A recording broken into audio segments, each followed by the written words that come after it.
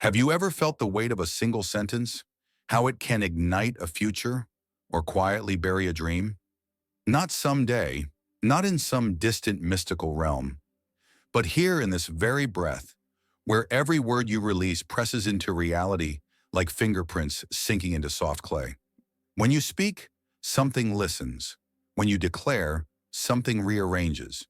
Yet most don't truly speak. They echo. They recycle fears, doubts, memories, as if replaying an old recording that never ends. And so instead of shaping destiny, their words just repeat history. Life does not remain still because it must. It remains still because the voice meant to command, it has forgotten its own power. Deep within you, there is a place where sound becomes creation, where language is not just used to describe life, but to write it. This is the realm where prophets spoke, where mystics whispered into the wind, where sages understood a truth the modern mind has forgotten.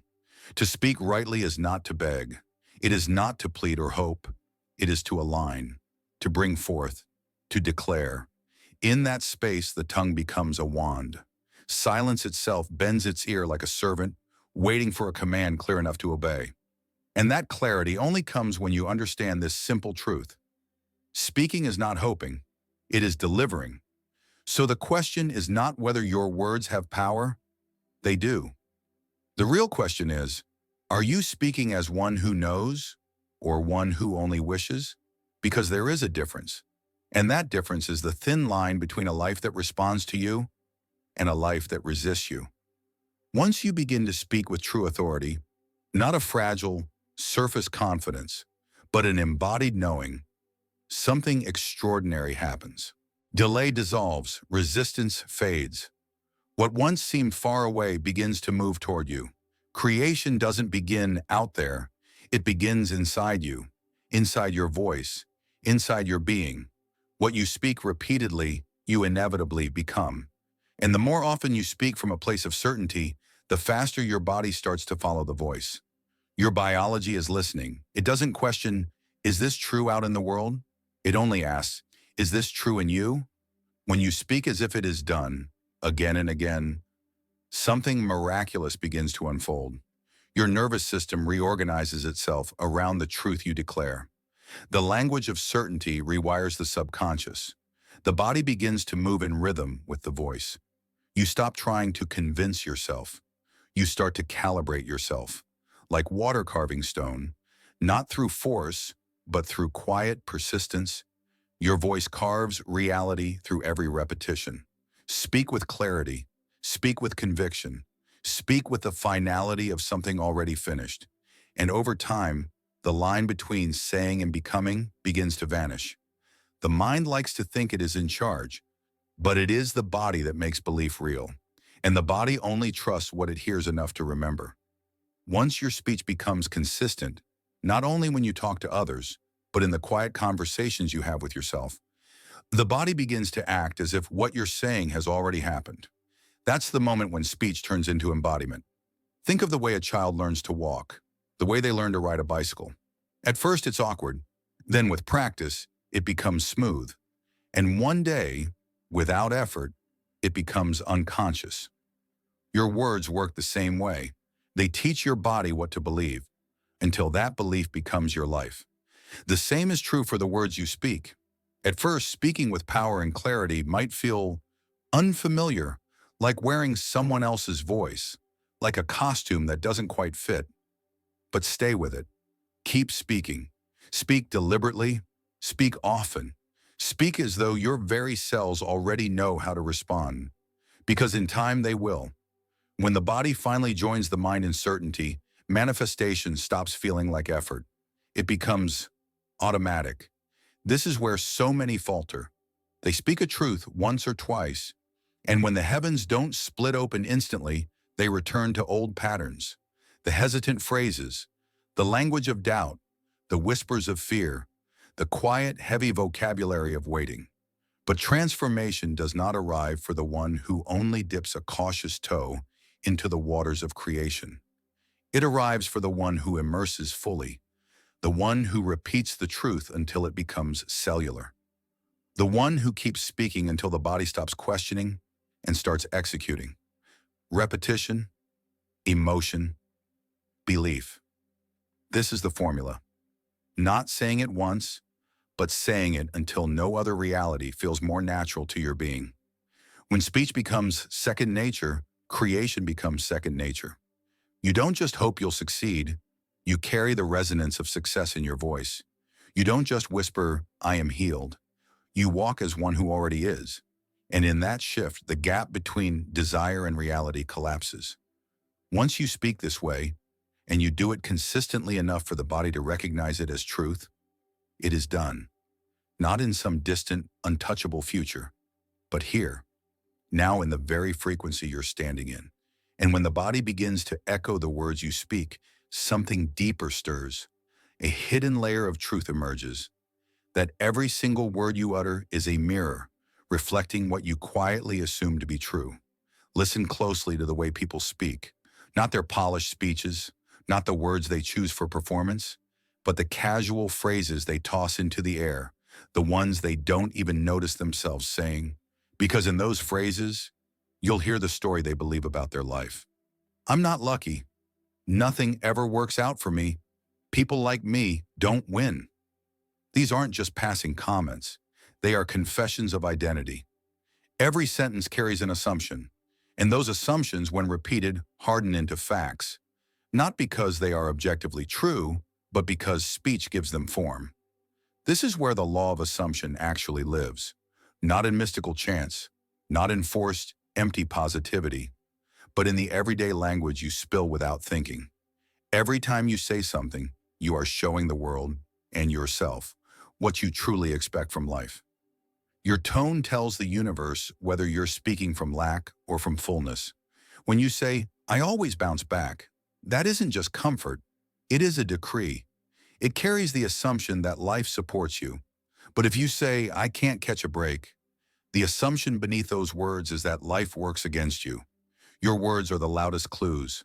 You don't need to tear apart your beliefs. Pick them apart like threads in an old garment. Just listen to the phrases you say every day. They'll tell you everything. So when you begin to speak as if it is done, you're not just rearranging the outer life you see. You're rewiring the inner narrative. You're shifting the silent assumptions your mind has always held to be self-evident. And when that inner narrative shifts, the world outside has no choice but to follow. And because the subconscious has no judge's bench, it doesn't weigh your words, it doesn't filter, it doesn't ask if they are kind or cruel or careless. It only does one thing: it obeys. When your new assumptions are spoken with enough consistency and enough emotional weight, they don't stay as thoughts. They start reflecting back as circumstances. The universe is not standing there politely asking, "What do you want?" Number. It's simply responding to what you keep saying. Speak defeat, and life will oblige. Speak fulfillment, and reality will rearrange itself to match. This is why casual speech is never truly casual. The universe doesn't understand sarcasm. It doesn't hear your "just kidding." It doesn't pause for your disclaimers. It responds only to frequency, to assumption, to the energy beneath the words. The one who learns to assume with precision and to speak from that assumption without contradiction becomes something extraordinary. That one collapses timelines. Destinies that once seemed distant begin to move closer, almost as if pulled by a magnetic thread. Life, finally free from the confusion of mixed signals, starts to obey the voice that knows exactly what it is calling forth. But there's a trap waiting here. A subtle, familiar one. The habit of complaint. It creeps in quietly, often dressed as honesty, as just venting, as being real. But a complaint, just like an affirmation, is a declaration. It tells the universe, "This is what I believe about my life." It confirms what you secretly expect to continue.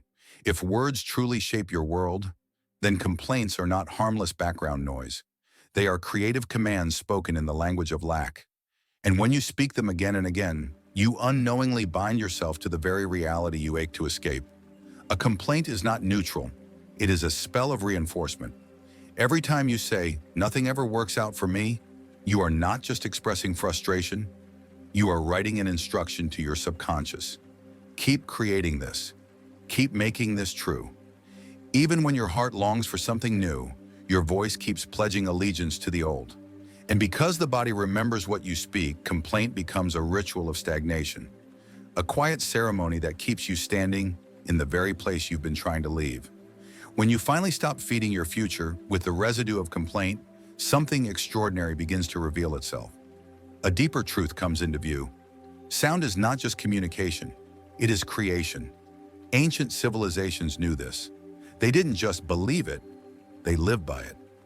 Long before modern science had the tools to measure frequency, they treated words as sacred instruments. Not simply for their beauty, not just for their poetry, but for their frequency. Because sound is vibration, and vibration is energy in motion. Every time you speak, you are not merely filling space with noise. You are releasing a frequency into the field, and that frequency does not simply vanish. It organizes, it informs, it attracts. To speak like it is done is to step into this truth fully. It means using sound deliberately as a tool of manifestation, not as idle noise tossed into silence. Imagine each word you speak as a tuning fork. When you strike it with clarity and intention, it reshapes the very atmosphere around you. Whisper, "I am loved," with doubt in your voice, and the vibration scatters. It wavers. It dissolves before it can take shape. But say it with the rooted resonance of one who already knows, and reality bends softly and completely to meet you there. This isn't fantasy. This isn't just mystical thinking. It is energetic law. Just as music can soothe the body or stir the soul or call tears from the eyes of someone who didn't even know they were waiting to cry, your words carry a signature, and that signature either draws you into alignment with your desired state or scatters your energy into 1,000 quiet contradictions. Your voice is not a symbol of your power.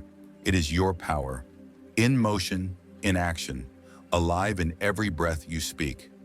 To wield sound as a sacred technology, you must slow down. You must choose to become intentional. No rushed affirmations, no hollow declarations. Every syllable must carry weight. Every word must have soul. Let the vibration move not only through your lips, but through your chest, through your spine, through the very center of you. Speak, not to fill empty air, but to fill the form of what you desire to exist. Because when you speak like it is done, sound becomes structure, frequency becomes architecture, and the universe, always listening, always waiting, begins to construct what you have already completed in your inner world. When your words become intentional, when every phrase vibrates with alignment, the final shift appears. Your life begins to echo your voice. You no longer speak to become. You speak because you are. The words don't reach outward in hope anymore. They anchor what is already real in the unseen parts of you. This is the essence of speaking like it is done. You don't wait for proof before claiming the identity. You claim the identity, and the proof arrives in response. At this level, your voice isn't trying to convince your mind. Your body doesn't need reminding. You've spoken it, you've rehearsed it, you've refined it, you've repeated it, until the truth has settled so deeply there is no resistance left. Now, speaking is no longer practice. It is a reflection, and that reflection spills into everything. How you walk, how you work, how you respond, how you receive. Your words become a vibration that matches your very presence. And when word and being finally merge into one, creation no longer feels like work. It becomes effortless. This is where most people fall short. They speak it, but they do not be it. They declare abundance, yet shrink away from the door when opportunity knocks. They affirm love, but secretly question if they're worthy of it. They chant, "I am free," but live like they are still shackled. Because speech without embodiment is noise. It is empty ritual, a hollow echo. True manifestation is never built on words alone. It is built on coherence. Coherence means everything aligns. Your voice, your actions, your energy, your assumptions, your emotions, all pointing in the same direction. It is not enough to speak powerfully. You must live as if the thing you spoke is now your baseline reality. To speak like it is done is not a performance. It is a permission slip, A permission slip to step into what you were always meant to remember. You don't chase outcomes. You don't plead with the universe. You don't narrate what's missing. You walk as one who already carries completion. And from that place, your speech no longer reaches for change. It anchors it, it seals it. Your words become an official declaration of what already exists in the unseen. And they call it forward into the scene. Speak it, then be it. And once you are being it fully, there is nothing left to wait for. You were never born to speak like a stranger in your own life. You were born to speak like the architect of it. Every word you release is heard by a universe that mirrors the level of certainty in your voice. When your voice stops wavering and starts declaring, reality stops hesitating and starts shifting. You are not waiting for the world to change. The world is waiting for you to speak with the clarity that changes it. Every sentence you speak sets a frequency in motion. Speak with doubt, and life mirrors confusion. Speak with completion, and life organizes around fulfillment. The moment you stop describing what is and start declaring what is done, everything responds. Not because the words are magic, but because they are the evidence of who you've become. And when who you've become finally matches what you speak, it is done, not later. Now there's a stillness now, isn't there? Almost as if the space around you feels lighter, as if something inside you, a belief, a hesitation, a veil, just shifted. Maybe you felt it as a spark. Maybe you felt it as a breath. But you felt it. Because the words you speak from this moment forward will not simply pass through the air. They will build. They will shape. They will call forth. If this message stirred something within you, a whisper, a reminder, a knowing you had forgotten, then hold it close. And if you're ready to keep awakening, to keep stepping into this new way of being, then stay connected. There are more messages waiting for you here. More keys, more doors, more truths that will feel like remembering. So if you feel called, share this message with someone who needs it. Let it ripple outward. Tap the like button if it resonated with you, not for the algorithm, but as a small declaration that you are ready for more. And if you haven't already, subscribe, not just to a channel, but to a path of speaking, a path of becoming, a path of remembering. Until we meet in the next video, carry these words gently and speak with the certainty that your voice is creating the world around you. Because it is, and it begins now.